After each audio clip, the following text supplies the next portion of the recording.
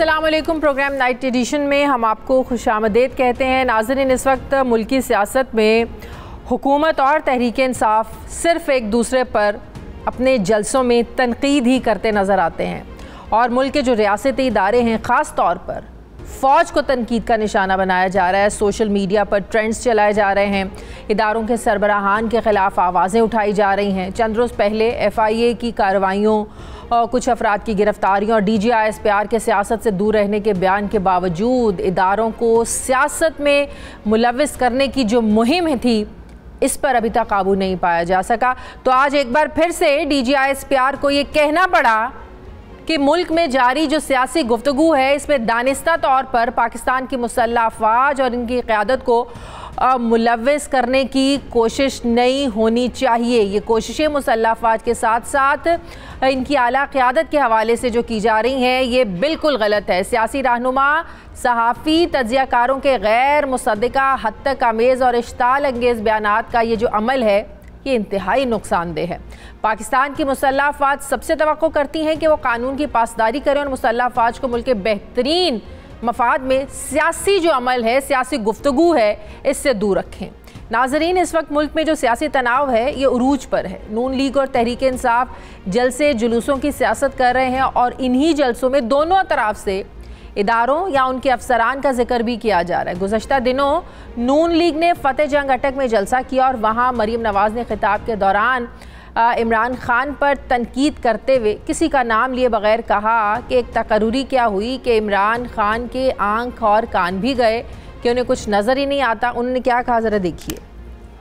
कल इसने साजिश का पता खुद बता दिया। कहता है असल में बात ये थी कि जिस शख्स ने मेरी हुकूमत संभाली हुई थी, जो इंटेलिजेंस का ऑफिसर था, मैं नहीं चाहता था कि उसकी पोस्टिंग हो। कहता था वो शख्स मेरी आंख था और वो मेरे कान था। एक तकर्री क्या हुई, ये गूंगा भी हो गया, अंधा भी हो गया, बहरा भी हो गया। वो बैसाखिया थी जिस पर इसकी हुकूमत खड़ी थी, वो शख्स जिससे ये बेफैज हुआ तो धड़ाम से हुकूमत जमीन पे आकर गिर गई।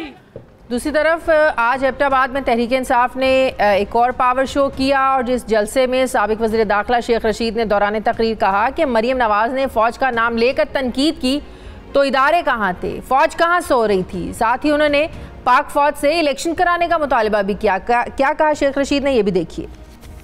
कल मरियम ने जनरल फैज हमीद का नाम लिया, फौजी कहाँ सोए हुए थे? 14 मरतबा कमर जावेद बाजवा और जनरल फैज हमीद को गैर पार्लिमानी जबान इस्तेमाल की। आप कहाँ सोए हुए थे?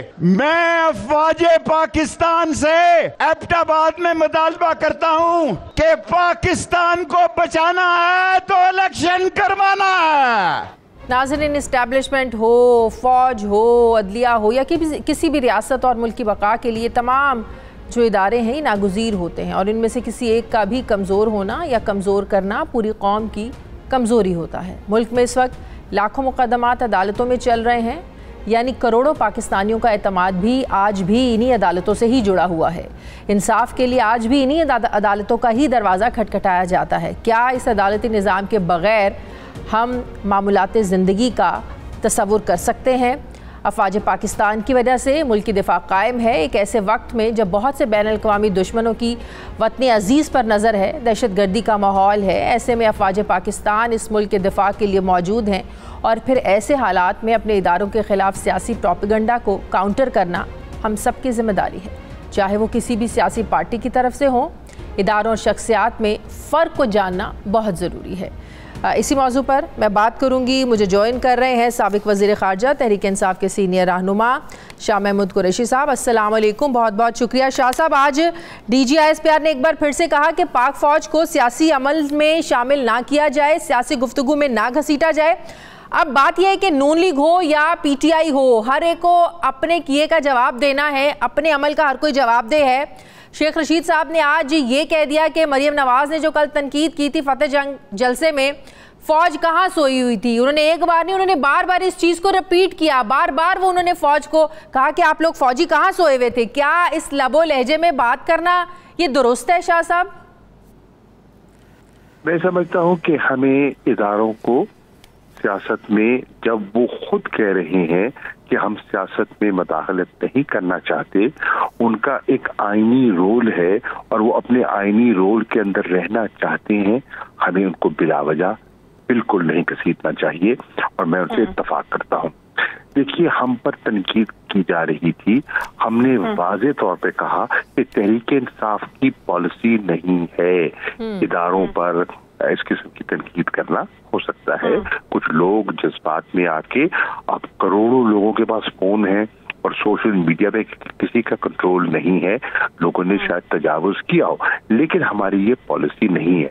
उसके बरक्स आपने देखा कि फतेह जंग में एक सियासी जमात की लीडरशिप ने जो लबो लहजा अख्तियार किया और नाम लेके एक सर्विंग ऑफिसर जो कि कोर कमांडर हैं, उनका नाम लेके जो उन्होंने गुफ्तगू की, बहुत नामुनासिब है। वो सही कह रहे हैं कि इदारों को सियासत पे मत घसीटिए।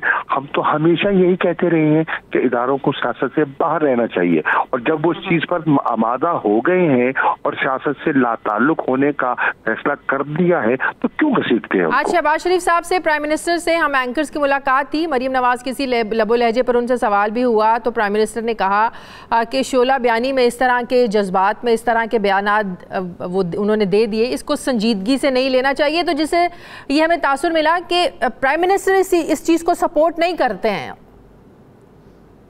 इसका मतलब है कि शहबाज शरीफ साहब वो कह रहे हैं कि मरियम की गुफ्तगू गैर संजीदा थी, तो फिर वो उसका नोटिस लेना चाहिए ना, उसका नोटिस लेना चाहिए। एक तरफ आप कह रहे हैं कि वो गैर संजीदा गुफ्तगू कर रही हैं, दूसरी तरफ आप देखें कि आप मीडिया पर जो कदगन लगा रहे हैं। आज आप देखिए ना, आप जरा आज देखिए कि आज हमारा एबटाबाद में एक जलसा था और बहुत से तो ऐसे चैनल्स हैं जो मुख्तलिफ वजूहात की बिना पर हमें ब्लैक आउट करते हैं, लेकिन जो दिखाना चाहते हैं अपनी मर्जी के मुताबिक और लोग देखना चाहते हैं, तो जिस तरह आपने देखा कि केबल ऑपरेटर्स पर दबाव डाला गया, जिस तरह उनको उनके नंबर्स को चेंज किया गया, उनको मुश्किलात में डाला गया, जिस तरह अब इसको धमकियां दी जा रही हैं, ये क्या कर रही है? कल तक तो चंद हफ्ते पहले तो ये आजादी सहाफत का अलम उठाए हुए थे। और शाह साहब, इस पर भी आज प्राइम मिनिस्टर से सवाल हुआ तो उन्होंने कहा कि बिल्कुल ऐसा नहीं हुआ, उनके इल्म में ये नहीं था, इस सब चीज इस सारे जो इसको वापस ले लिया गया है, वो कभी भी आज़ादी सहाफत पर जो कदगन नहीं लगाना चाहते, वो चाहते हैं कि सहाफ़ियों को आज़ादी मिले। तो इस बारे में भी सवाल हुआ तो उन्होंने कहा कि ऐसा कुछ नहीं था, उनके इल्म में नहीं था, सब कुछ वापस ले लिया उन्होंने। देखिए, हुआ तो सही, पिटीशन तो गई, अपील तो हुई, वापस ले लिया। अगर वापस ले लिया तो ठीक है, मुनासिब किया, लेकिन हुआ सही। ये कह देना कि हुआ नहीं, ये दुरुस्त नहीं है। सही। अच्छा शाह साहब, खान साहब ने कुछ दिन पहले ये भी कहा कि जुलाई से उन्हें इस साजिश का पता था कि जो कुछ भी आप लोगों की हुकूमत के खिलाफ हो रहा था, इसीलिए उस वक्त के जो DGISI थे जनरल फैज़, वो नहीं चाहते थे कि ऐसे वक्त में उनकी पोस्टिंग हो, वो इस सारे मामले को देखें। तो ऐसे में जाहिर होता है कि सियासी मामलात के लिए आप लोग भी चाहते थे कि वो ऐसा इदारा जो बार बार कहता है कि हमें सियासत में इन्वॉल्व ना करें, तो आप लोग इन्वॉल्व करना चाहते थे इस सारे सियासी प्रोसेस में? बिल्कुल नहीं। मैं इसकी वजाहत कर दूं। जो खान साहब ने कहा, और मैं इसकी वजाहत कर दूं, वो ये फरमा रहे थे कि अफगानिस्तान में एक ट्रांजिशन था, अफगानिस्तान की सूरत हाल बहुत नाजुक है और वहाँ एक नया सेटअप आया है, और हमारे मामलात ऐसे थे जिसमें मैं समझता था कि कंटिन्यूटी की जरूरत है। ऑफिसर्स जो आए हैं वो भी प्रोफेशनल है, लेकिन कोई भी अफसर आता है, नई जिम्मेदारी संभालता है, तो उसको सेटल डाउन करने में टाइम लगता है, एक ट्रांजिशन पीरियड होता है। और वो समझते थे कि वहाँ मामलात इतने हसास हैं और इतने नाजुक हैं कि ये 2-3 महीने जो हैं वो हमारे लिए मेक और ब्रेक की सिचुएशन पैदा कर सकते हैं और हमारे अंदर मुश्किलात पैदा हो सकती हैं। तो मैंने कहा था तसलसल बरकरार रहे कुछ अरसे के लिए, और फिर ये उनकी अपनी सवाबदीद पर है, उनके अपने कवानीन हैं, उनके अपने रूल्स एंड रेगुलेशंस हैं, और हम उन रूल्स एंड रेगुलेशंस का एहतराम परसों के जलसे में इमरान खान साहब ने जुलाई की साजिश को ही इसलिए से जोड़ा था, उन्होंने साजिश का जिक्र किया, उसके बाद उन्होंने इस तब्दीली के हवाले से बात करी थी। नहीं, ये इन दो चीजों को आप मत जोड़िए। जो परसों उन्होंने फरमाया वो उसकी नौयत और है। वो उन्होंने कहा कि ये जो वो मरासले से बात की कि मरासला जो है वो साजिश थी और फिर साजिश के बाद मदाखलत थी। तो वो उन्होंने उस पीरियड को डिफाइन किया कि ये जो सारी कार्रवाई है ये 7 मार्च से शुरू नहीं हुई, इसका सियाको सबा भी है और इसका एक बैकग्राउंड भी है, और सारे पस मंजर को आप देखें जिस तरह राब्तों का सिलसिला हुआ और चीजें शुरू हुई, तो उसके बाद ये मतलब बढ़ते बढ़ते फाइनल उसका जो है जो अपना ड्रॉप सीन है वो। लेकिन शाह साहब, अगर जुलाई से साजिश का पता था तो क्या आप लोगों ने इसको संजीदा नहीं लिया उस तरह से, या आप लोगों को इस चीज़ का अदराक नहीं था कि सूरत हाल इस हद तक ख़राब हो सकती है? आप लोगों ने इन लोगों को एक्सपोज करना शुरू क्यों नहीं किया, चीज़ों को अनफोल्ड करना आप लोगों ने शुरू क्यों नहीं किया? क्या उस वक्त साजिश पिछले जुलाई में ये सिर्फ ऑपोजिशन मौजूदा हुकूमत कर रही थी, मुस्लिम लीग नून PDM की सारी जमातें मिलकर कर रही थी, या जुलाई की साजिश भी उस वक्त अमेरिका उस वक्त से इन्वॉल्व था? कुछ ऐसे सबूत भी मिले आप लोगों को? देखिए, मुख्तलिफ शुकूक शुबहात तो जन्म ले रहे थे, राब्ते भी हो रहे थे, मुलाकातें भी हो रही थी, डिसिडेंट से राब्ते भी हो रहे थे। वो साहिबान जो हमारी सफ़ों के अंदर हमसे नाला थे उनको दावतें भी दी जा रही थी, ऑपोजिशन के लोगों से उठना बैठना भी शुरू हो चुका था। ये बिल्कुल था और हमारी नज़र में ये था, और खान साहब की को रिपोर्ट्स मिल रही थी। लेकिन अब सब चीज़ों का एक वक्त होता है, आधा और बेवक्त तौर पर उसका इजहार नहीं करते, कोशिश करते हैं तदारुक की, कोशिश करते हैं कि बात उस नौयत तक न जाए, और वो हमने कोशिश की, लेकिन बात जो है वो फिर जिस तरह वो अनफोल्ड हुई वो बताइएगा। आप लोग ये जो बयानिया लेकर चल रहे हैं अमरीकी साजिश का, आप लोग कहते हैं कि जो मौजूदा हुकूमत है ये तो अमरीकी मफादात के लिए काम करने आई है। अगर ये लोग अमरीकी मफादात के लिए काम करने आए हैं तो अमरीका ने आप लोगों से ऐसी क्या डिमांड्स की थी कि आप लोगों ने उनके मफादात के लिए काम नहीं किया?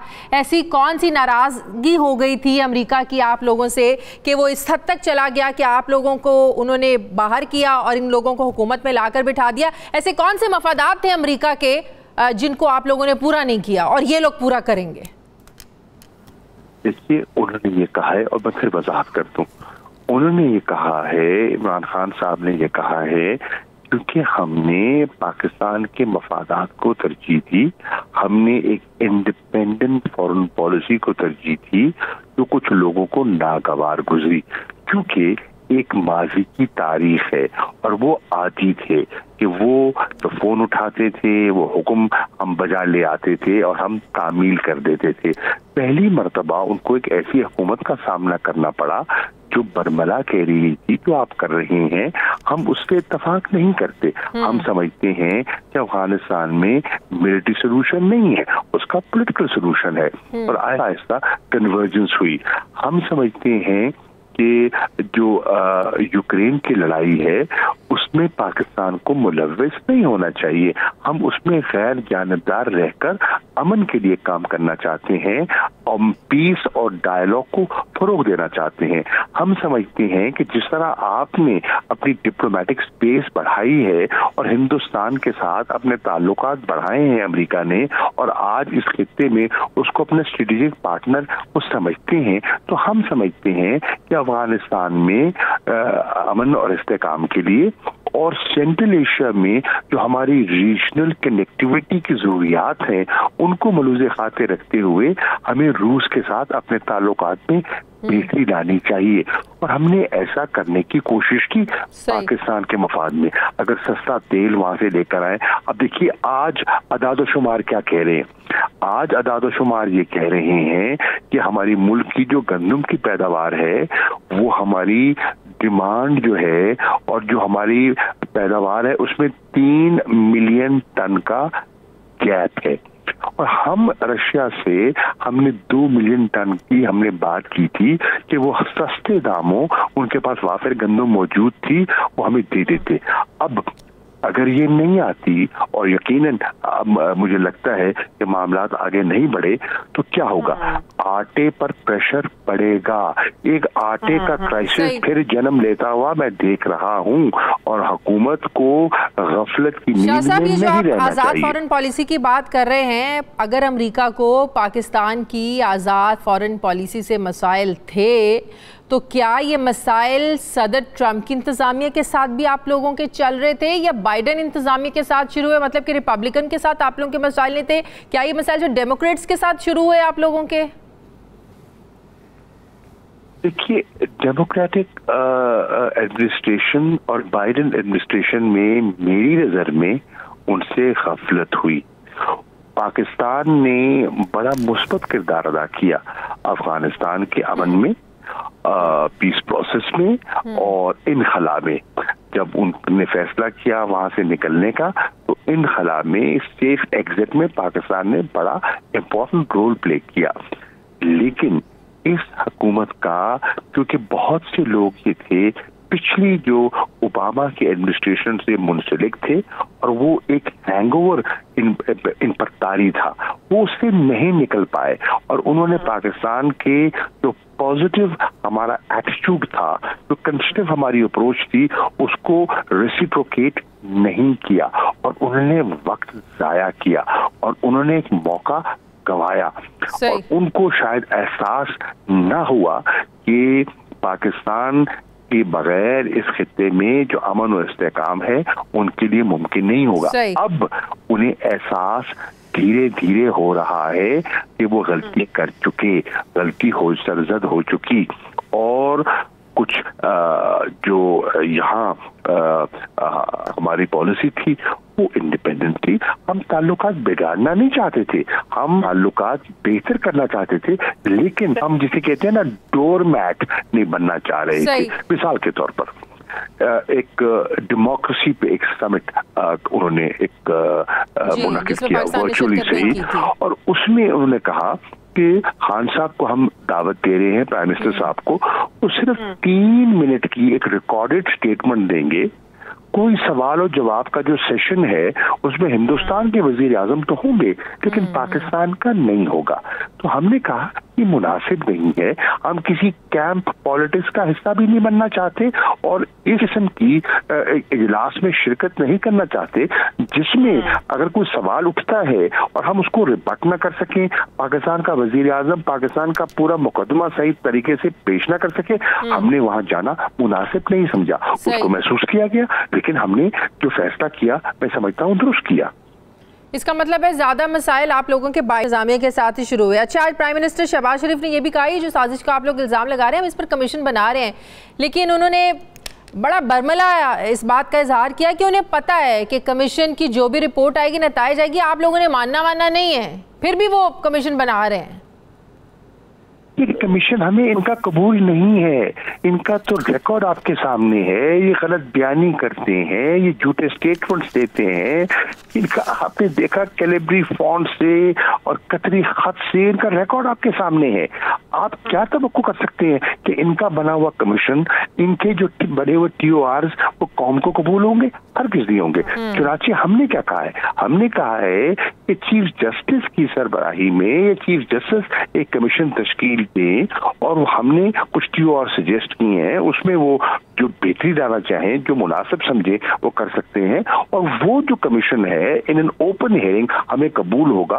और ये एक अरेंजमेंट जो करना चाह रहे हैं और अपने गले से अपनी सफाई कौम के सामने पेश करना चाह रहे हैं, ये हमारे लिए कबूल नहीं होगी। क्यों ये करना चाह रहे हैं? ये आज इसलिए करना चाह रहे हैं, पहले तो ये क्या कह रहे थे, ये कह रहे थे ये मरासला ही गलत है। अभी फतेह जंग में क्या कहा, फतेह जंग में मरियम ने कहा कि तो मरासला आप भी कहा, जब 2 मरतबा नेशनल सिक्योरिटी कमेटी में उस मरासले पे गुफ्तगू हो गई, उसके मिनट्स बन गए, उन मिनट्स को इंडोर्स कर दिया गया, अभी भी वो तस्लीम करने को तैयार नहीं है। लेकिन आप लोगों की जो इनपुट है, आप लोगों की जो TORs हैं, वो आप हुकूमती कमीशन जो बनेगा आप उनको भी तो दे सकते हैं कि भाई ये हमारे TORs हैं, इनके मुताबिक काम होना चाहिए। हमें इन पर एतमाद नहीं है, हम इस हुकूमत को रिकग्नाइज नहीं करते। ये एक मुसल्लत करदा हुकूमत है, ये एक अरेंजमेंट के तहत आई है, ये एक इम्पोर्टेड हुकूमत है, हम इसको तस्लीम ही नहीं करते। हमने इलेक्शन में हिस्सा नहीं लिया, आपने देखा कि मुझे नामजद किया गया था, नॉमिनेशन पेपर भरे थे मैंने शहबाज शरीफ के मुकाबले में, लेकिन पार्टी ने तवील बहस के बाद फैसला किया कि हम इस अमल में हिस्सा लेते हैं तो हम एक लेजिटिमेट हुकूमत को लेजिटिमाइज करेंगे, जो हम नहीं करना चाहते। सही। शाह साहब, आखिरी सवाल, आप लोगों ने जो 20 मई के बाद लॉन्ग मार्च की कॉल देनी है, आप लोगों ने जो एहतजाज करना है, क्या आप लोग हुकूमत को यकीन दहानी करवाएंगे कि जो आपका लॉन्ग मार्च है, आपका जो प्रोटेस्ट है, ये पुरअमन होगा, कोई इंतशार नहीं होगा, कोई तशद्दुद नहीं होगा, कोई तोड़ फोड़ नहीं होगी? क्योंकि राना सनाउल्लाह साहब ये कह चुके हैं कि जब तक आप लोग यकीन दहानी इस चीज़ की नहीं करवाएंगे आप लोग को इजाज़त नहीं मिलेगी। क्योंकि शेख रशीद साहब के बयान सुने, कोई वो खूनी लॉन्ग मार्च की बात कर रहे हैं, कोई इनकलाब की बात कर रहा है, कोई कह रहा है तब तक बैठेंगे जब तक इलेक्शन की डेट लेकर नहीं आ जाते। मतलब कि बातें तो बहुत ज्यादा ऐसी लग रही हैं कि शायद पता नहीं क्या होगा, क्या हंगामा बर्पा करने जा रहे हैं आप लोग। तो यकीन दहानी करवाएंगे आप लोग कि ऐसा वैसा कुछ नहीं होगा, बड़ा पुरअमन पीसफुली आप लोग अपना एहतजाज रिकॉर्ड करवाएंगे? मैं बड़ा वाज़ेह पार्टी की पॉलिसी आपके सामने रख देता हूँ।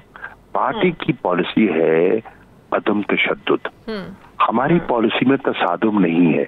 हमारी पॉलिसी में जब हम अपनी फैमिलीज को, अपनी बच्चियों को, अपनी बेटियों को, अपनी बहनों को दावत दे रहे हैं, हम फसाद के लिए ला रहे हैं उनको, हम लड़ाई के लिए ला रहे हैं? लड़ाई के लिए बच्चों को और घर वालों को और मस्तूरात को लाया जाता है? हरगिज नहीं। ये हमारी पॉलिसी नहीं है। पुरअमन रहना हमारा, और आप हमारा माजी देखिए ना, अब जितने हमने जलसे किए, आपने देखा पेशावर का देखा, इस्लामाबाद का देखा, कराची का देखा, लाहौर का देखा, आपने मियांवाली का देखा, जैदाबाद का देखा, कहीं तसादम हुआ, कहीं बदमज़गी हुई, कहीं कोई तोड़ फोड़ हुई? हमने मुख्तलिफ शहरों में हमने जो एहतजाज किए, पुरअमन रैलीज की है, कहीं गमला नहीं टूटा। इससे जाहिर होता है कि तसादुम करना, अदालतों पर हमला आवर होना, सुप्रीम कोर्ट पे हमले करवाने, ये हमारी पॉलिसी नहीं रही और ना है।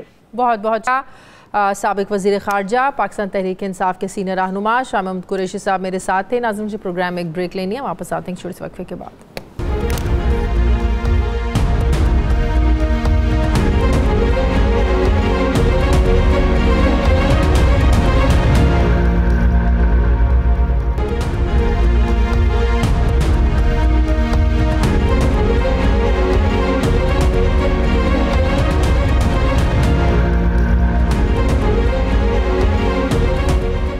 ब्रेक के बाद एक बार फिर से आपको खुशामदीद कहते हैं। तज्ज़ियाकार जनरल रिटायर्ड नईम खालिद लोधी साहब मुझे ज्वाइन कर रहे हैं। अस्सलाम वालेकुम, बहुत बहुत शुक्रिया जनरल साहब। जनरल साहब, एक बार फिर से आज DGISPR को ये कहना पड़ा कि सियासी गुफ्तगू में मुसल्लह अफवाज को ना घसीटा जाए। आपको याद है कुछ अर्सा पहले भी वो ये बात कर चुके हैं कि पाक फ़ौज को सियासी मामलात से दूर रखा जाए, लेकिन हमारे यहाँ ये ट्रेंड बन चुका है कि जो पार्टी हुकूमत में होती है वो जो है वो उस वक्त जो है ना अपने इदारों के गीत गाते हैं, जैसे वो पार्टियां ऑपोजिशन में आ जाती हैं तो उन्हीं इदारों पर तनकीद करना शुरू हो जाते हैं। तो ये ऐसा क्यों हो रहा है? आप देखें अब जो आज शेख रशीद साहब ने जो अल्फाज जिस तरह लबो लहजा उन्होंने आज इस्तेमाल किया कि फ़ौज कहाँ सोई हुई थी जब मरियम नवाज़ ये बात करी थी, हर कोई अपने अमल का जवाबदेह है। आपको नहीं लगता है कि सियासी जमातों को ये सिलसिला अब रोक देना चाहिए? जी मेरा तो ख्याल है बहुत पहले रोक देना चाहिए था। और इसमें मैं थोड़ा सा फौज को भी करूंगा कि जब जैसे कहते हैं ना nip the evil in the bud, कि जब ये मामला शुरू हुआ था, जब कहा गया कि ये जो दहशतगर्दी है इसके पीछे वर्दी है, जब कहा गया कि बाजवा साहब आपने हमारा चलता हुआ सिस्टम लपेट दिया, जब कहा गया कि आप तो 3 साल के लिए, हम तो हमेशा इधर हैं, और अब जो बातें कही जा रही हैं, और वो मरियम नवाज साहिबा ने एक कोर कमांडर का नाम लिया, और अभी जैसे शेख रशीद साहब की आप बात कर रहे हैं और भी लीडर ये कर रहे हैं, तो मेरा ख्याल है इनफ इज इनफ। देखें आप अपने जो आपका जो मैदान है, सियासी मैदान, उसमें जितने मर्जी दंगल लड़ते रहें, वो भी बल्कि मैं कहूँगा कि आप अगर शाइस्तगी के दायरे में रहें, इखलाक के दायरे में रहें तो बहुत अच्छा है। लेकिन इखलाक का दामन तो दोनों हाथों ने, दोनों साइडों ने छोड़ा हुआ है, जो बहुत ही एक तकलीफ दह बात है ऐसे लोगों के लिए जो कि समझते हैं कि हमारी कौम इतनी गई गुजरी नहीं है, हम कोई भांड नहीं है कि जी एक दूसरे पर इस किस्म के आवाजें कसें और ये बात करें। लेकिन चलें, वो एक सियासी मामला है, कम से कम फौज को इससे दूर रखें। फौज जब दूर रहने की कोशिश करती है तो आप फिर दोबारा उसको वापस लाने की कोशिश करते हैं कि इधर आए। तो मेरा ख्याल है कि बड़ा ये दुरुस्त डिमांड है फौज की, और ये ख्याल रखना चाहिए। लेकिन ये सोशल मीडिया को कैसे रोका जाए? अभी जो लीडर्स हैं भले ही जलसों में, जुलूसों में और पब्लिकली आकर तो कहने से इज्तनाब करें, लेकिन अपने ताई ये जब अपने सोशल मीडिया विंग्स को ये हिदायत जारी करते हैं, तो आपको तो पता है कि पिछले दिनों कैसे ये टॉप ट्रेंड भी चलता रहा और किस तरह सोशल मीडिया पर खास तौर पर इदारों के खिलाफ कैंपेन चलती रही। इसको रोकना सबसे बड़ा चैलेंज है। देखें, लीडर्स पर तो बहुत बड़ी रिस्पॉन्सिबिलिटी है कि वो सिर्फ पॉलिटिकल लीडर नहीं है, वो सोशल लीडर भी होते हैं। उनको चाहिए कि जो सोसाइटी है इसको रिफॉर्म करने की जो चीजें हैं, आप खुद वो बने एक नमूना, और बाकियों को कहे, इखलाक का नमूना भी बने, और झूठ और तूफान को रोकने की कोशिश भी करे। क्योंकि होता ये मेरी बहन के थोड़ा सा खुदाई आप करते हैं, बाकी कुआं उसको दुश्मन बना देता है। आप अपनी तरफ से समझते हैं कि मैंने हल्का सा किसी के ऊपर चोट की है, और पता चलता है कि वो जो पूरे मीडिया है हिंदुस्तान का और जो बाकी और भी जो दुश्मन है वो उसको उछाल के और इतना उसको गहरा खड्डा बना देते हैं। अभी सूरत हाल क्या है आप देखिए कि ये पहले भी ये पॉलिटिकल इंटेग्नाइजेशन होती थी, कन्फ्रंटेशन होती थी, लेकिन ऐसे नहीं थी कि एक दूसरे के गिरबान ही पकड़ लें और एक दूसरे की माँ और बहनों तक पहुंच जाएं, और फिर फौज के खिलाफ आप अवाम को उभारने की कोशिश करें। खुदा न खास्ता अगर आज हमला होता है पाकिस्तान के ऊपर, तो अल्लाह की मदद के अलावा और कौन है जो आपको रोकेगा, आपको दुश्मन से बचाएगा? और क्या जो सरबराह है फौज का, बाजवा साहब, अगर आप उसको अलग करने की कोशिश करेंगे फौज से, तो ये आप फौज को तोड़ रहे हैं, इखलाकी तौर पे उसको कमजोर कर रहे हैं। आप क्या कर रहे हैं?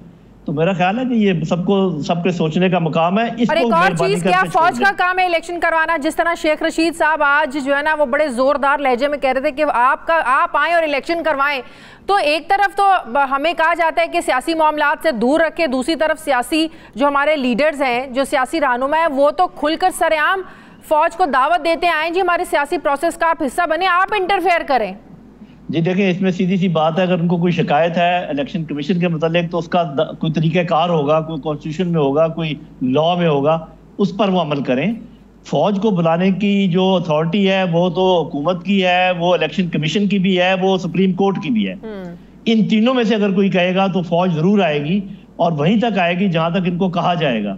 और हो सकता है अगर फौज ये कहे कि हम बहुत मसरूफ है और मसरूफियत उनकी नजर भी आ रही हो सकता है वो मादत भी करें, और उनकी मादत को देखना चाहिए।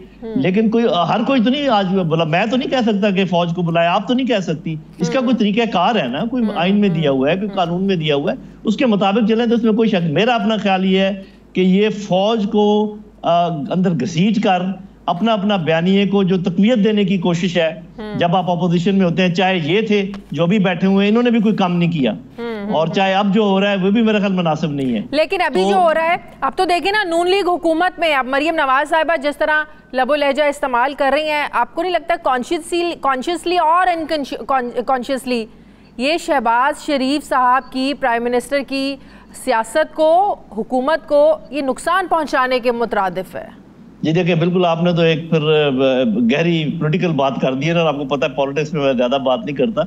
इसमें कोई शक नहीं है कि ये चाचा भतीजी का मसला है और दोनों भाइयों का मसला है। आप एक छोटी सी बात मैं आपको एग्जांपल देता हूँ, उससे आप अंदाजा लगा ले। देखें, इमरान खान साहब अपने जलसे कर रहे हैं एज पीटीआई।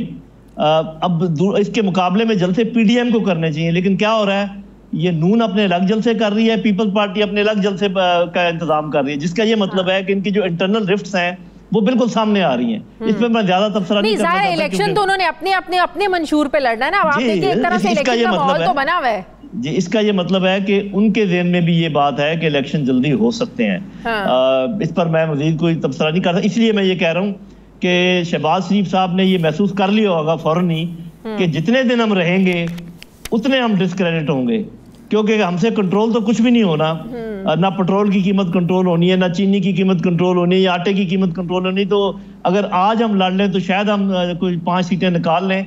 अगर हम पूरा ये साल निकालने के बाद इलेक्शन में गए तो इनके हाथ कुछ भी नहीं आने का। जाहिर है बोझ उठाने के काबिल तो नहीं रहेंगे, और ना ही अवाम को ये जवाब दे सकेंगे, और ना ही अवाम शायद ये सुनने के लिए तैयार हो जनरल साहब कि पिछली हुकूमत का सब कुछ किया था, हमारा इसमें कुछ नहीं है, तो हाथ खड़े नहीं कर सकेंगे। इमरान खान साहब ने जो 2 दिन पहले कहा था कि जुलाई से उनको इस साजिश का पता था, तो शायद इसीलिए वो जनरल फैज़ की जो पोस्टिंग थी उसको रोकना चाहते थे कि वो इस साजिश के माहौल को देखें और इसमें अपना किरदार अदा करें।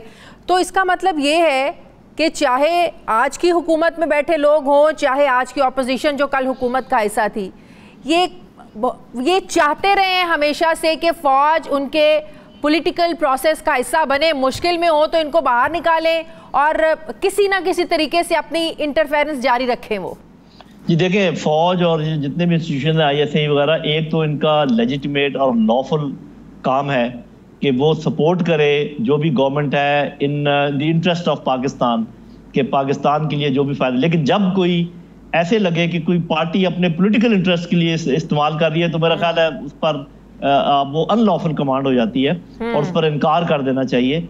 लेकिन ये बात नहायत काबिल अफसोस है कि आप इस किस्म के इंटरनल मामलात को सामने लाए, क्योंकि ये सिर्फ आपकी पब्लिक नहीं सुन रही, ये पूरी दुनिया सुन रही है। और सबसे पहले जो इस चीज को उठाता है वो इंडियन मीडिया उठाता है। और देखिए कि जब आपके मुंह से ये बात निकलती है तो कैसे बातों को उठाता है। तो मेरी ये बिल्कुल रिक्वेस्ट है कि इनडायरेक्ट किस्म के जुमले ना कसें, कोई ऐसी टॉन्ट ना करें जो बिल्कुल छुपी हो, कि बेशक वो छुप नहीं सकती। वो हम सब अक्लमंद हैं, हमारी आंखें भी खुली हैं, हमारे कान भी खुले, हम समझ जाते हैं जब आप कहते हैं कि वो फलाना ये था और फलाना ये था, और आप ओब्लीक जुमले कसते हैं। तो मैं तो कहूँगा कि बहुत हो चुका। किस तरह का रोल एक्सपेक्ट कर रही है अब तहरीक इंसाफ? देखिए जी, तहरीक इंसाफ तो जो रोल एक्सपेक्ट कर रही है वो तो ऐसा रोल मैं ये समझता हूँ, मेरा अपना नजरिया, क्योंकि थोड़ा सा पॉलिटिक्स अंदर आ गई है। सभी ये कह रहे थे, पीपल्स पार्टी ने क्यों निकाला था लॉन्ग मार्च, वहां से कराची से चल के इस्लामाबाद तक आए थे, क्या कह रहे थे?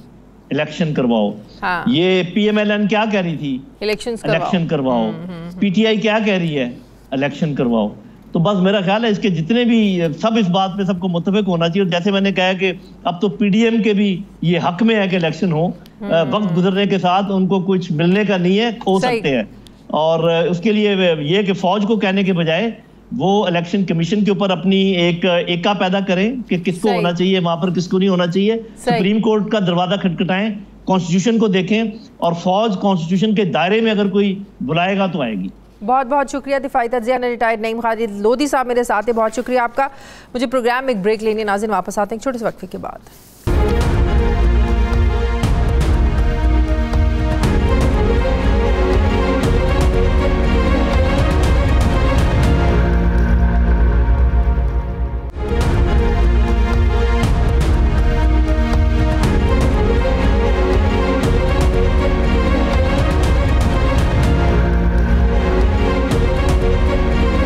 ब्रेक के बाद एक बार फिर से आपको खुशामदीद कहते हैं नाजरीन। हमारे पड़ोसी मुल्क अफगानिस्तान में ख़वातीन को पर्दा करने के सरकारी हुक्मनामे को लेकर शदीद रद्द-ए-अमल आ रहा है। दुनिया में एक बार फिर से एक नई बहस छिड़ गई है। अफगान तालिबान के सरबराह हैबतुल्लाह अख्वंज़ादा का ये हुक्मनामा ख़वातीन पर बढ़ती हुई पाबंदियों में इजाफे का हिस्सा है, जिसे आलमी बिरादरी और अफगान शहरियों की जानिब से बहुत ज़्यादा तनकीद का निशाना बनाया जा रहा है। अफगानिस्तान की वजारत अमर बिल मारूफ के तर्जुमान ने दारुल हुकूमत काबुल में न्यूज़ कॉन्फ्रेंस के दौरान तालिबान सरबराह मुल्ला हैबतुल्लाह अख्वंज़ादा का हुक्मनामा पढ़कर सुनाया कि ख़वातीन के वालिद या करीबी रिश्तेदार से मुलाकात की जाएगी और घर से बाहर निकलते हुए चेहरा ना ढांपने वाली ख़वातीन को बिल आखिर मुलाजमत से बरतरफ या फिर जेल में डाल दिया जाएगा। तर्जुमान का कहना था कि चेहरे को ढांपने का मिसाली तरीक़ा ऐसे बुरके का इस्तेमाल है जो पूरे जिस्म को ढांपे।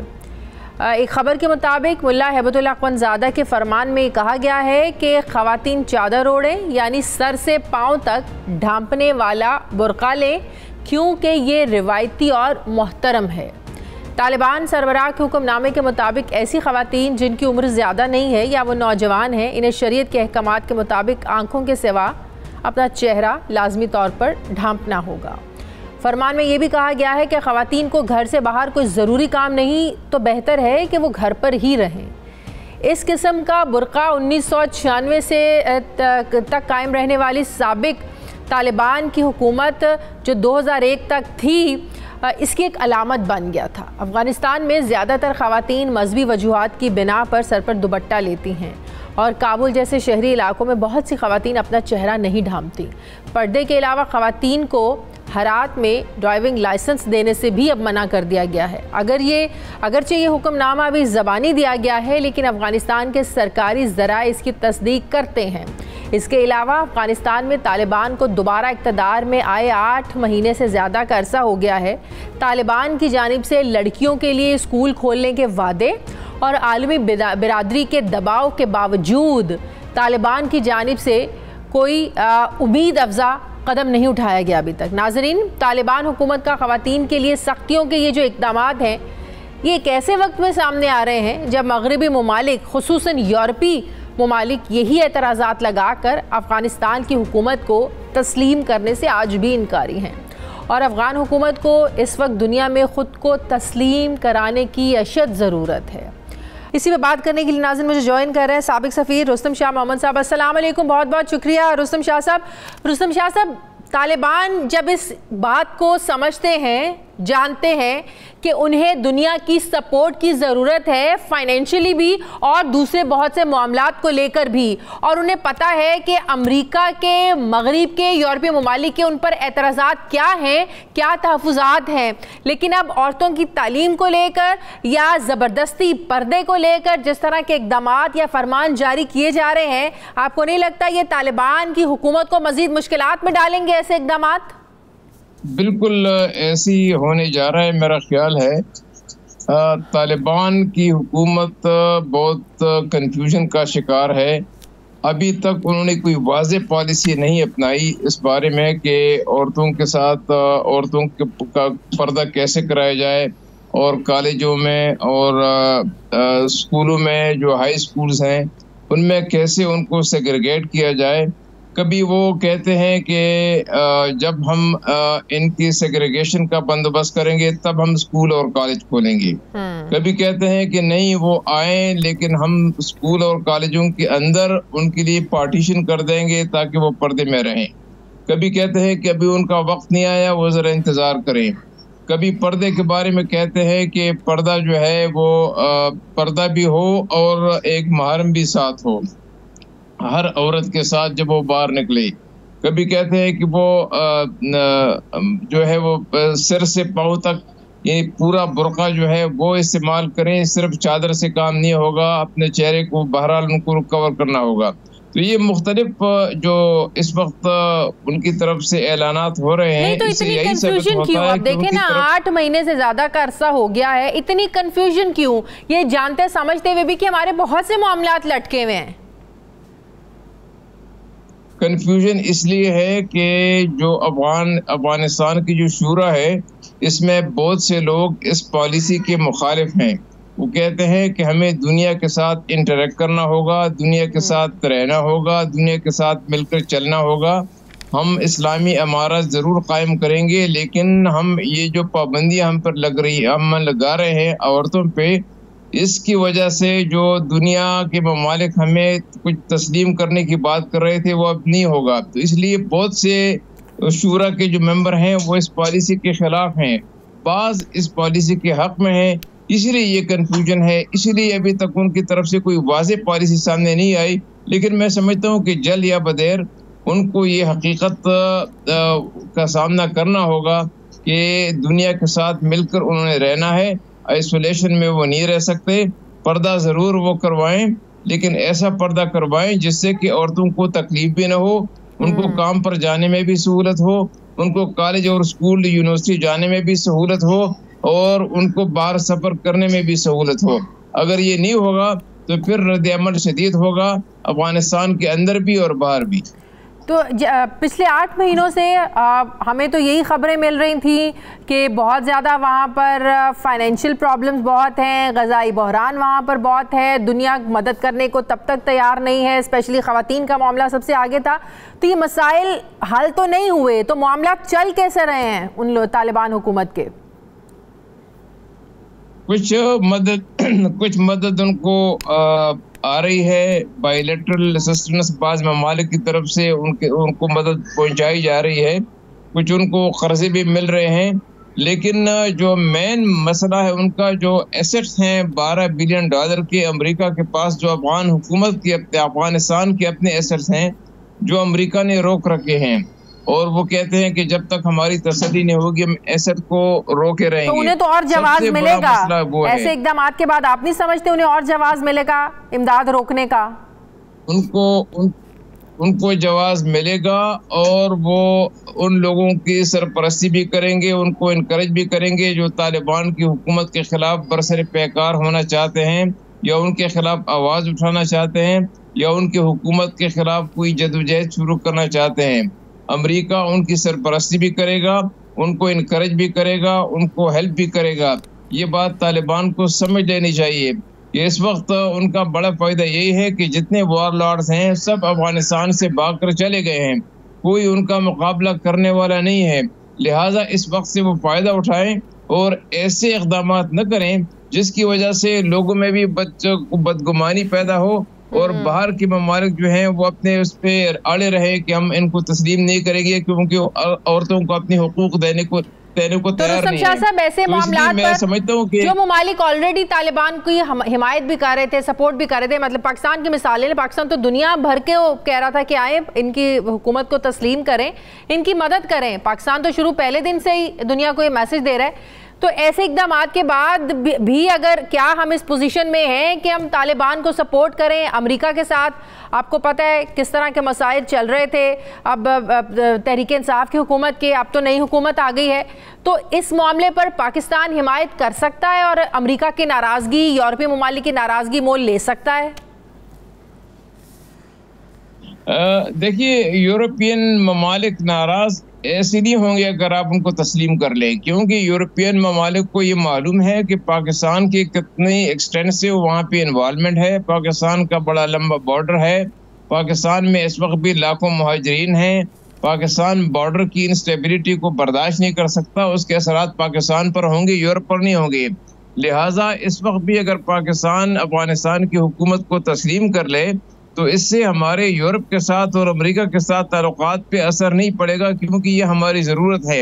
हमने तो जल्द या बदेर उनको तस्लीम करना है, इसके अलावा तो कोई चारा है ही नहीं, क्योंकि उनकी रेट कायम हो चुकी है अफगानिस्तान में, उनकी रेट अब मजबूत है, वो अपनी रेट को कंसोलिडेट भी कर रहे हैं, अपने कंट्रोल को वो और ज़्यादा कंसोलिडेट करने की कोशिश कर रहे हैं, उनका मुकाबला करने वाला कोई है नहीं इस वक्त। तो जब उनकी हुकूमत आ चुकी है तो उनको तस्लीम करना ही होगा, आज नहीं करेंगे 3 महीने के बाद करेंगे, तो इससे हमें घबराना नहीं चाहिए। लेकिन उसके साथ साथ जो वहाँ करने के काम हैं, मसलन औरतों को हुकूक देना, औरतों को जॉब के लिए इजाज़त देना, औरतों को एजुकेशन के लिए उनके लिए फैसिलिटीज़ पैदा करना, इस बात में पाकिस्तान को उनकी रहनुमाई भी करनी चाहिए, उनके साथ मसालत भी करनी चाहिए। मतलब ये कि पाकिस्तान की में जो हुकूमत तब्दील हुई है रुस्तम शाह साहब, ये हुकूमत तब्दील होने से पॉलिसी में तो फर्क नहीं आएगा? मेरा ख्याल है कि कुछ फ़र्क ज़रूर आएगा, क्योंकि इमरान खान की हुकूमत तो देख रही थी सारी दुनिया को कि अगर वो तस्लीम कर ले तो हम करेंगे। वो एक गलत पॉलिसी थी, गलत अप्रोच था।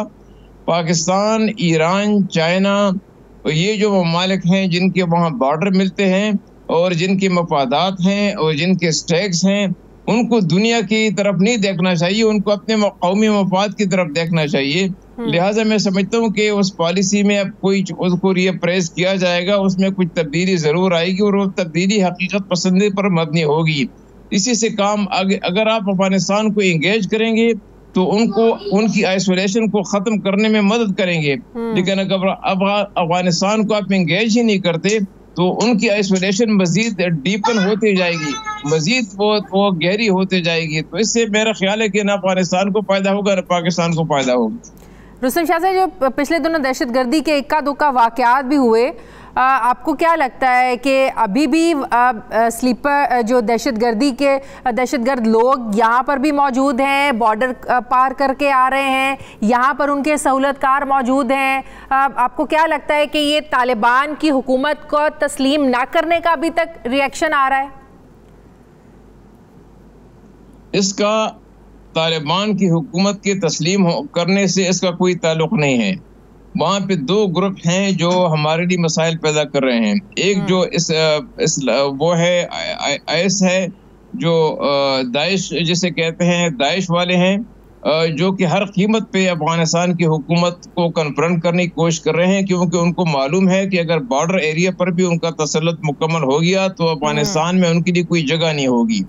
और उनको ये भी मालूम है कि चीन, रूस और ईरान तालिबान से मुसलसल मुतालबा कर रहा है कि दाइश को कुचला जाए, दाइश को एलिमिनेट किया जाए, क्योंकि तीनों ममालिक के लिए दाइश खतरा है। दूसरा वहाँ जो ग्रुप है वो टीटीपी वाले हैं, जो रेमनेंट्स है, वो उनका रिकग्निशन से कोई ताल्लुक नहीं है।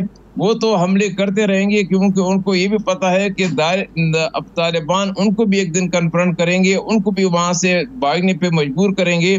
लिहाजा इस वक्त जो थोड़ा बहुत खला है उससे वो फ़ायदा उठा रहे हैं और हमले कर रहे हैं। जब तालिबान की हुकूमत अपनी पुलिस फोर्स कायम करेगी, अपनी फौज कायम करेगी जो कि डिसइंटीग्रेट हो चुकी है, तब उनके लिए अफगानिस्तान में जगह नहीं होगी।